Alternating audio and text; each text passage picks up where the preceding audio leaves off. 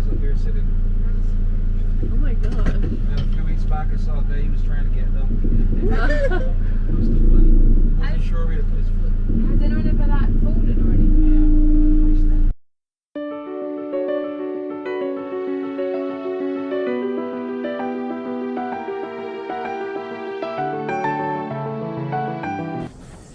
Hey, this is Andrew Lim inviting you to go out on the limb. Good morning from Barbados. Yes, in Bridgetown.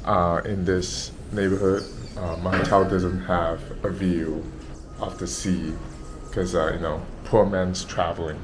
But I'm really excited today because I'm actually going to check out the island. Folks, before we start, kindly hit the subscribe button and notify button for new contents that I upload weekly. Thank you. So we left Bridgetown and drove north, headed to Spicetown, and drove past the picturesque sea of Barbados. And of course, the shoreline is really eroded as well. There's not much beach, even with certain part that we actually passed by, which is actually kind of sad. And here we actually am driving in the St. James Parish, which is where you find all the fancy homes and beautiful houses located, including that of Rihanna's current home. Yes, I've become a Rihanna stalker, obviously, but yes, this is actually where she has a unit, and I think her mom has a unit as well. Yep, and off we go, continue to drive past all these beautiful mansions, including this one that's currently on the market for $200 million. Any takers? Yep. So located about 12 miles north of Bridgetown, Spicetown is the second largest city in Barbados that is used to be called Little Bristol. All the English names. Here, it was also the shooting location of Netflix popular series Outer Banks. In fact, the island has many locations or shooting locations for the series, which I didn't know. The beach here is serene, though somewhat eroded.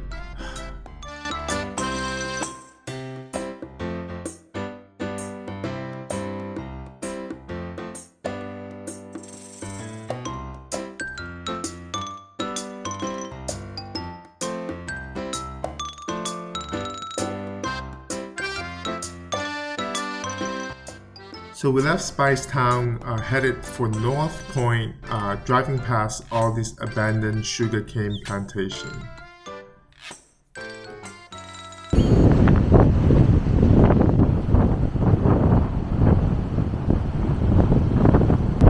Hey guys, so this is actually, we're at the northern part of the island, and here is actually nobody actually swims in here because, as you can see, the sea is really choppy, the wind's really strong, and apparently there are a lot of tiger sharks here. So no one swims here. The best part, I think, to swim in Barbados is the west side of the island. The north side, out of the question. The east side, out of the question. So there you have it. But it's really nice though, just to sit here and enjoy the rocky view. I was gonna say the rock formation here, due to the waves and the wind, is really cool. In fact, you'll find a really serene pool that's really carved out amongst the choppy sea.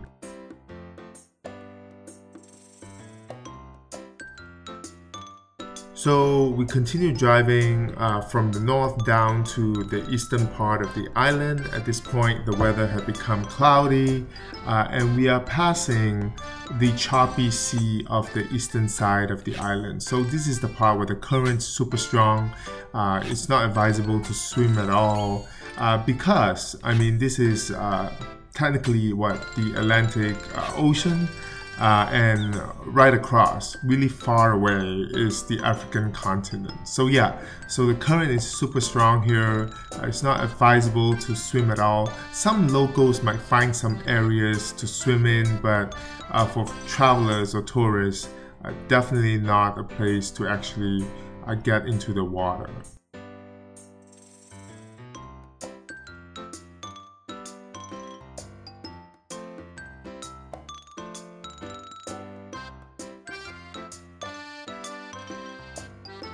In fact, we drove past the memorial of a young surfer who died surfing here, which is really unfortunate.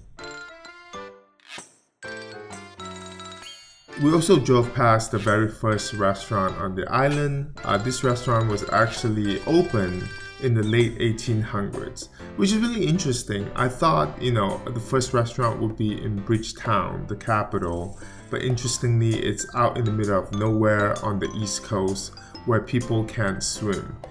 Interestingly, there are actually tech millionaires, like the third guy from Facebook that actually has a house on the East Coast, which I find it interesting. Here, of course, you see we're in Bathsheba, which is the east side of the island. We see tons of this seaweed populating the beach, which is really unfortunate. So this is really the problem that Barbados has been facing for the last 14 years. So the weather had become super rainy at this point, so we decided to actually drive back to the city because of this.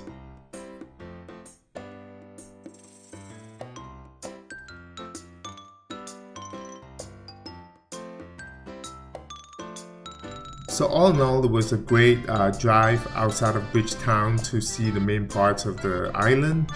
So people ask me, is it worth coming to Barbados? I would say if you are from England, then it's worth coming here because all the infrastructure here you'll be familiar with because it's part of the British colony for the longest time.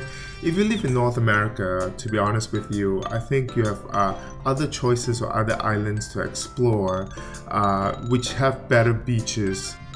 The eroded beaches here are definitely a problem for Barbados.